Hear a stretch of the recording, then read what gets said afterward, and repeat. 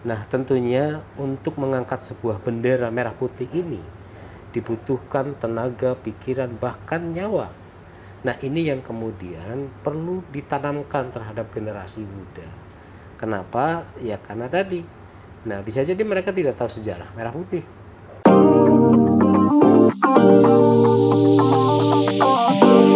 Assalamualaikum warahmatullahi wabarakatuh. Halo Sobat Tribun Tangerang dimanapun berada. Jumpa lagi dengan saya Eko Priyono, manajer konten di Tribun Tangerang. Kali ini saya berada di gedung DPRD Kabupaten Tangerang. Letaknya di ruang kerja Wakil Ketua 1 DPRD Kabupaten Tangerang, Haji Khalid Ismail. Apa kabar Pak Haji? Baik, alhamdulillah Mas Eko. Saya manggilnya Pak Waka, Pak Haji apa? Biasanya Bang Haji aja. Bang Haji, siap Bang Haji. Beliau ini merupakan politisi PDI Perjuangan yang di periode sebelumnya sebagai ketua DPRD. Betul. Pak, ini menyikapi apa ya, hal-hal yang sedang terjadi dewasa ini gitu, Pak. Yang paling marak adalah pemasangan bendera Jolly Roger-nya One Piece di mana-mana. Jadi warga merasa ini bentuk ekspresi kekecewaan terhadap beberapa keputusan, kebijakan, program yang diambil pemerintah. Kok ya makin memberatkan warga. Pendapat Bapak? Ya. Jadi terima kasih nih Mas Eko bahwa kita ini sekarang sedang dipertontonkan dengan kelakuan publik ya. Iya. Kelakuan publik apalagi menjelang HUT RI yang ke-80 ya. Kemudian dikasih pemandangan dengan berbagai macam corak kelakuan masyarakat gitu kan, terutama yang sedang viral ini adalah pemasangan bendera One Piece. Yeah. Nah, ini mau apapun itu kekecewaan kita baik terhadap pelayanan dan lain sebagainya, ini sangat tidak benar. Gitu kan. Kenapa? Karena tidak muncul rasa nasionalis. Nasionalisme itu tumbuh bukan dari kata-kata, tapi dari perbuatan. Bahwa kekecewaan boleh, tapi untuk memecah belah rasa nasionalisme itu jangan. Gitu.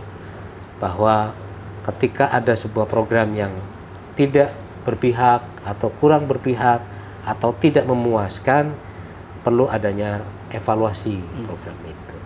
Nah, ada beberapa sandangan wadah yang untuk menyampaikan kalau memang kecewa, kecewanya di mana, kalau kemudian kurang puas, nggak puasnya di mana.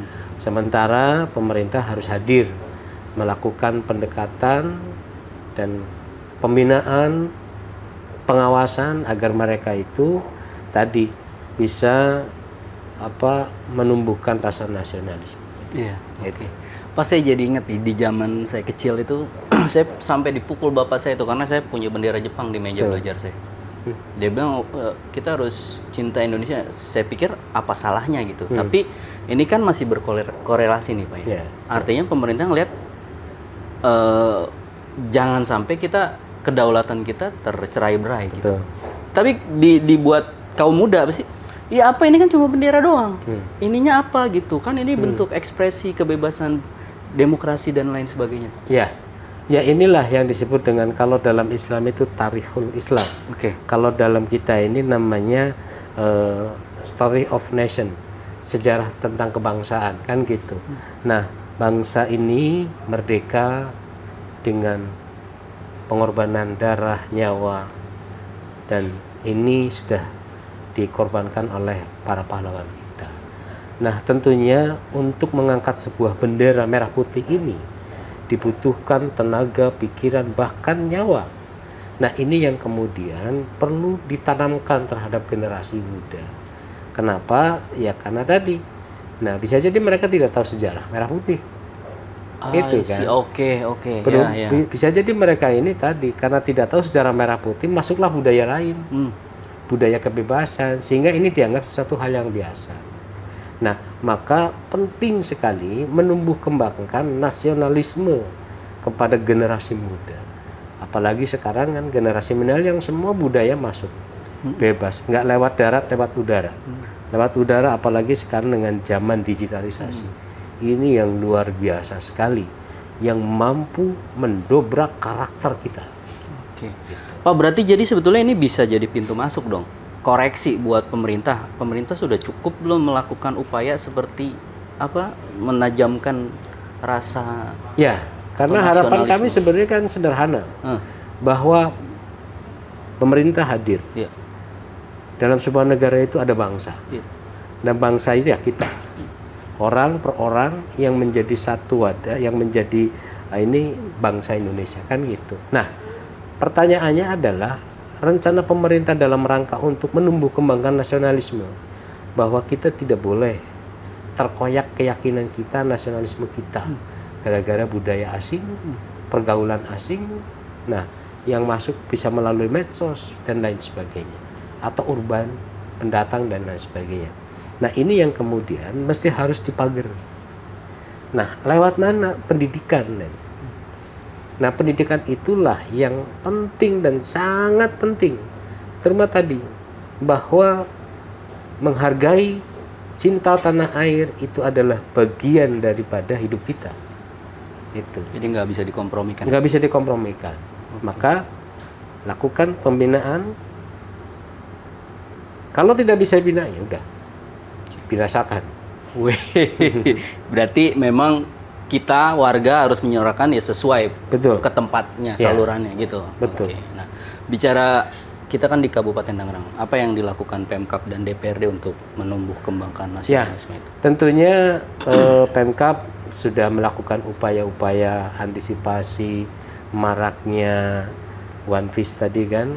Nah, ini saya lebih diefektifkan lagi, bahwa kita ya pokoknya yang jelas bahwa Kabupaten Tangerang ini apalagi dengan kota 1000 industri, apalagi dengan daerah urban yang berbagai macam budaya baik lokal maupun asing masuk, sehingga ini yang kemudian mengancam terhadap kulturis dan nasionalis kita, gitu kan, sehingga perlu dilakukan upaya-upaya preventif, ya, sosialisasi, pendekatan terhadap masyarakat, ke sekolah-sekolah dan lain sebagainya, yang ini kemudian untuk melakukan tindakan atau langkah preventif tadi, pencegahan, jangan sampai di Kabupaten Tangerang terjadi.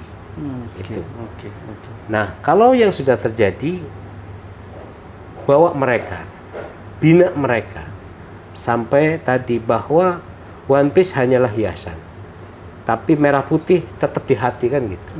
Dan ini sebagai simbol bahwa Indonesia, Kabupaten Tangerang bagian dari Indonesia yang tegak berdiri untuk hormat terhadap merah putih. Siap. Pak, kemudian masih soal Kabupaten Tangerang. Baru saja kan disahkan ya Pak RPJMD untuk Kabupaten Tangerang, ada 1 misi, 6 visi ya, 5 program. Apa saja Pak dinamika ketika membahas soal RPJMD itu, dan apa yang perlu rakyat ketahui gitu? Apa sih manfaatnya nanti buat kami nih gitu? Ya, jadi gini, RPJMD itu kepanjang apa? Kan RPJPD, RPJPN, Rencana Pembangunan Jangka Panjang Nasional, Rencana Pembangunan Jangka Panjang Daerah. Nah, Rencana Pembangunan Jangka Menengah Daerah. Jadi hari ini atau kita pemerintah daerah terutama sedang bagaimana untuk melakukan upaya pembangunan itu melalui sebuah rencana. Nah, rencana itu dituangkan dalam RPJMD. Rencana Pembangunan Pemerintah Daerah Jangka Menengah. Nah, ini sebagai arah kepala daerah untuk melakukan kegiatan aktivitas dalam rangka untuk membangun daerahnya itu melalui RPJMD. Nggak bisa lepas dari itu. Tanpa RPJMD berarti tanpa ada arah. Mau kemana pemerintah ini mau dibawa kan gitu. Autopilot itu. Autopilot. Betul Mas. Autopilot karena memang ya tadi. Jadi disitulah ada yang disebut dengan program wajib, ada yang disebut dengan program unggulan, ada yang disebut dengan program penunjang, gitu kan. Nah, ini yang kemudian dituangkan mana saja sih yang wajib, mana saja yang pokok mana saja sih yang penunjang itu. Jadi sehingga Pemda ini nanti kan dari situ kita akan minta progres. Bahwa per tahun itu progresnya sampai mana sih dalam capaiannya kan gitu. Nah disitulah sehingga perlu arah kompas pembangunan daerah itu melalui RPJMD. Disitulah kepala daerah nggak bisa lepas dari RPJMD. Kan Pak, program-programnya Pak Bupati dan Ibu Bupati itu kan salah satunya pendidikan gratis, kemudian transportasi buat anak sekolah, kemudian ada sanitasi itu meneruskan program Bupati. Sanitren, Sanisek ya. Nah, yang mendesak atau menurut Bapak ya semuanya harus jalan serentak. Ya, kan belum kita bicara ini, maaf Pak, soal jalan, infrastruktur, terus soal sampah juga Pak. betul. Banyak nih Pak. Ya. Ya, jadi ya itu balik lagi bahwa kalau disinilah letak pemerintah daerah itu mau membawa kemana nih, gitu kan daerah itu. Makanya dalam proses pembahasan RPJMD ini cukup alot kan, karena dia mesti harus dipadukan dengan program unggulannya itu karakteristik dari daerah itu. Itu kan, itu nggak lepas dari itu. Maka disitulah di sini yang kemudian membuka ruang-ruang untuk berinovasi. Gitu. Nah, salah satu program di mana di situ ada program wajib. Program wajibnya apa saja sih? Tentang kesehatan, tentang pendidikan, tentang lingkungan dan lain sebagainya. Kan gitu. Nah, nanti dari itu ketika DPRD pemerintah daerah sudah sepakat untuk menyetujui ini, ya akan tinggal bagaimana proses pelaksanaan dalam rencana tadi. Maka dalam konsep itu ada rencana aksi reaksi, evaluasi. Bagaimana pemerintah daerah merencanakan sebuah pembangunan, baik pembangunan SDM manusianya, baik pembangunan infrastrukturnya, yang ini saling berkaitan. Nah, nanti dari situ ada evaluasi dari aksinya seperti apa.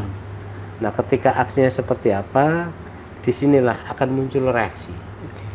Apakah positif reaksi publik, apakah negatif reaksi publik? Nah, di sini. Nah, ketika reaksi itulah maka ada evaluasi. Evaluasi inilah bagaimana mengevaluasi kinerja langkah-langkah yang sudah dilakukan sehingga akan muncul output. Nah, output inilah baik output secara otentik, hitung-hitungan secara administratif bahwa capaiannya sudah betul, ada hitung-hitungan non material ya yang itu dengan satisfy, kepuasan. Gitu.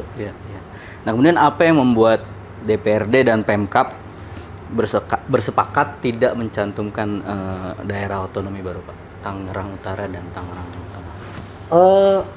Nah, ini yang perlu kita review ya, bahwa dalam pandangan akhir fraksi ini semua fraksi hampir mayoritas memasukkan dan merekomendasikan. Termasuk PDIP Pak? Iya. Iya, betul nggak? Iya, betul. Merekomendasikan agar DOP itu dimasukkan dalam nota atau dalam bingkai RPJMD. Itu kan. Nah, nanti kita akan segera melakukan pemanggilan terhadap eksekutif untuk mempertanyakan kan gitu. Gitu. Tapi menurut Bapak urgensinya harus disegerakan nggak Pak? Pemekaran itu Pak? Betul. Jadi gini, apa sih tujuan pemekaran? Kemudian kan tujuannya adalah pelayanan.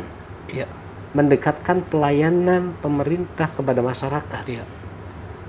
Nah, ini yang kemudian perlu digarisbawahi, gitu kan, bahwa urgen nggak sih terkait dengan pelayanan? Kan kita balikin lagi. Kalau menganggap tidak urgen ya tadi, kalau saya mah semua program itu urgen. Nah, disitulah yang disebut dengan tadi program prioritas, ya kan, di mana tadi kalau pelayanan terhadap masyarakat itu adalah utama dan pertama. Itu utama dan pertama. Nah, tinggal kita balik lagi bagaimana pelayanan kita terhadap masyarakat. Bagaimana dengan nasib mereka yang ada di Kronjo? Bagaimana dengan nasib mereka yang ada di ujung perbatasan DKI? Dan itu. Nah, sehingga tadi perlu sekiranya ada pendekatan pelayanan. Nah, pendekatan pelayanan itu dengan cara apa?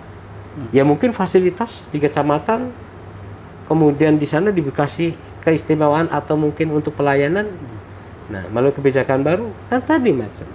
Nah, dalam pendekatan pelayanan itu ada beberapa alternatif, termasuk tadi bagaimana pemerintah daerah itu melakukan polis kebijakan dalam bingkai RPJMD itu untuk DOB tadi. Ya. Terlepas ini kita objektif. Ya. Tapi maksud saya berarti Pemkab masih ngerasa bisa menjangkau atau bisa melayani warga di wilayah yang menjadi DOB tersebut. Iya, makanya kan tadi kan kita nggak tahu bagaimana dengan masyarakat. Iya kan? Harus ada reaksi dari mereka kan ya. tadi reaksi mereka seperti apa? Apakah kemudian merasa saya tidak menjamin itu? Nah, tapi real saya berangkat aja dari sana sampai ke sini kan makan waktu 2 jam. Iya, udah. Itu kan. Itu. Iya, nah kemudian Pak DPRD juga mengajukan 2 raperda inisiatif. Ya. Nah, soal fasilitas pondok pesantren dan ekonomi kreatif.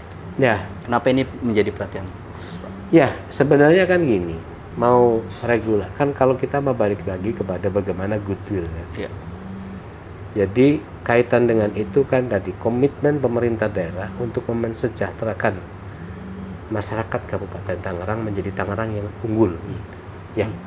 Nah, ini artinya yang gemilang. Ini artinya bahwa kita melihat ini adalah sederetan program, kemudian sederetan aksi, sederetan rencana yang memang itu akan dilakukan atau sudah dilakukan kan gitu. Nah, ya termasuk dalam hal tadi apa namanya? Dalam hal Pondok pesantren. ya pondok pesantren. Ya mereka kan tadi ada yang bisa. Ini kan kewenangan pusat, kewenangan daerah dari sisi anggaran. Tapi wajib pemerintah daerah hadir di situ. Iya. Itu kan. Karena pondok pesantren masih di bawah Kementerian Agama gitu ya, Pak ya. Satu itu. Yang kedua kan tadi visi misinya apa? Iya.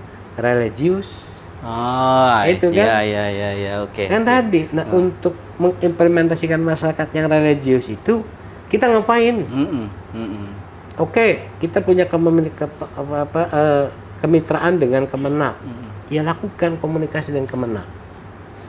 Itu. Karena di Kabupaten Tangerang masih didominasi ya Betul. pendidikannya pesantren gitu ya, Pak. Nah, jadi itu yang kemudian menjadi satu catatan khusus. Iya. Nah, ini implementasi.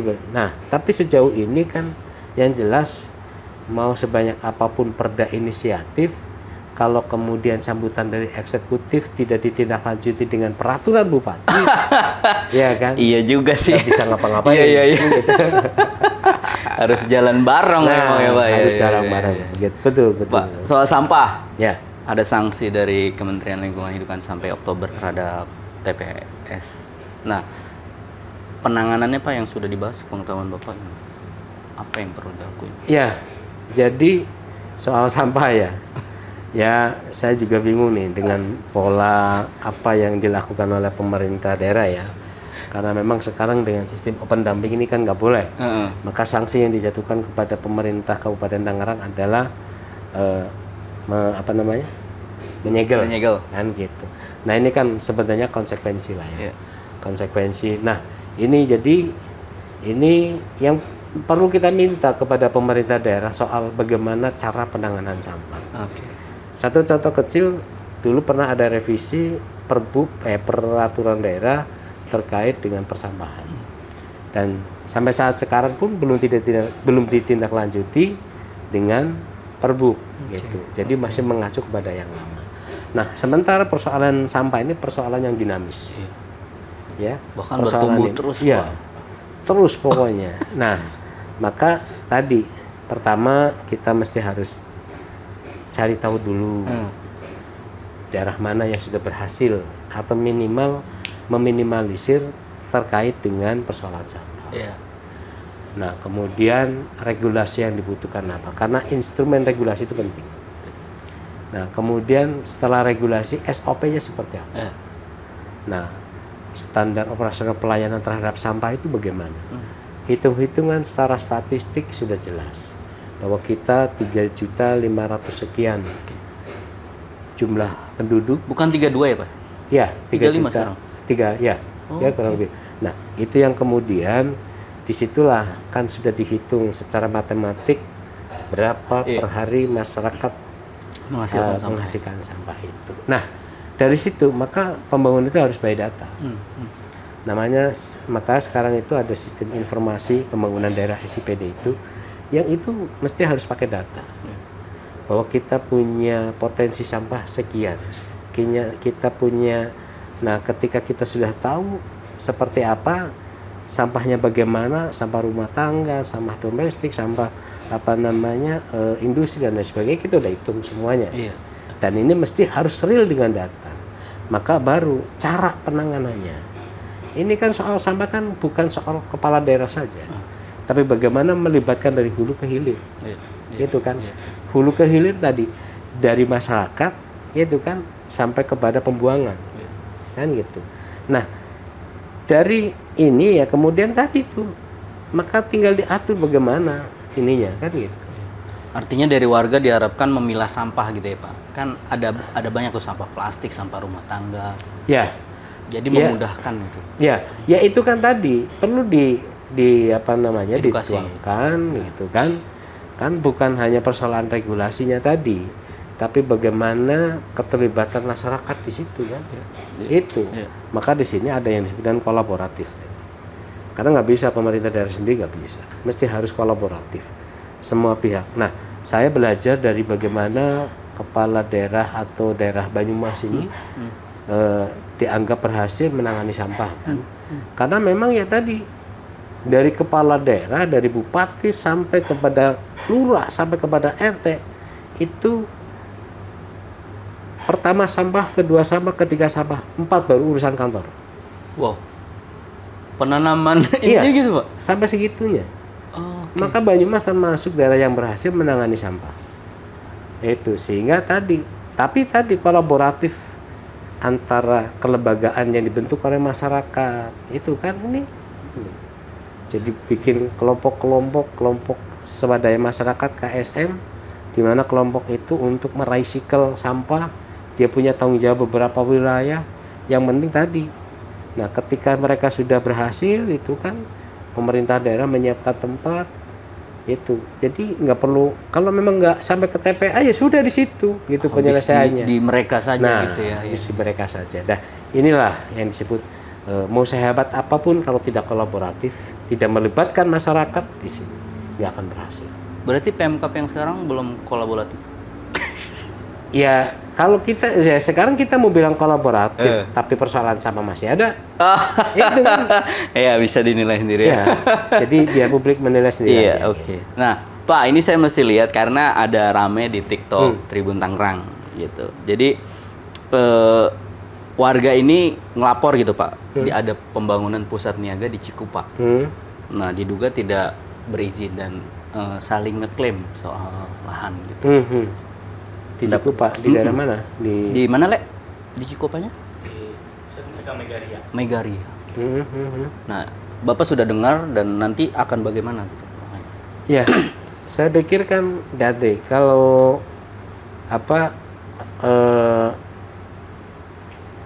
ini kan positif ya. Iya. Ini positif cuman karena tidak patuh dan taat terhadap aturan aja mungkin kan gitu. Iya Pak, betul Pak. Ya. Sehingga tadi memudahkan oknum untuk bermain, memudahkan oknum untuk berwacana sehingga tadi. Ya, inilah bahwa kebijakan pemerintah daerah dalam semua kegiatan dan aktivitas. Apalagi ini punya pemerintah daerah ataupun oleh swasta, siapapun itu mesti harus secara legal harus mengantongi izin. Itu satu. Karena dari izin itulah kemudian kita akan tahu kegiatan yang ada di situ. Itu. Kemudian sejauh mana efek dari kegiatan itu, dampak positif dan negatif kita akan tahu. Iya. Itu. Sehingga nanti akan terukur. Nah, kalau kemudian ini bagus, ini bisa dirasakan hasilnya oleh masyarakat, oleh pemerintah daerah, maka perlu dikembangkan lagi. Itu. Nah, Ya sebenarnya ini bukan persoalan ya. Iya. Tinggal panggil bagaimana Didudukan bersama gitu ya Pak ya. didudukan bersama. Cara tadi kalau memang dari sisi regulasinya belum, pemerintah daerah hadir, bantu mereka untuk pengurusan perizinan dan sebagainya. Mungkin itu. Download Tribun X sekarang. Menghadirkan lokal menjadi Indonesia.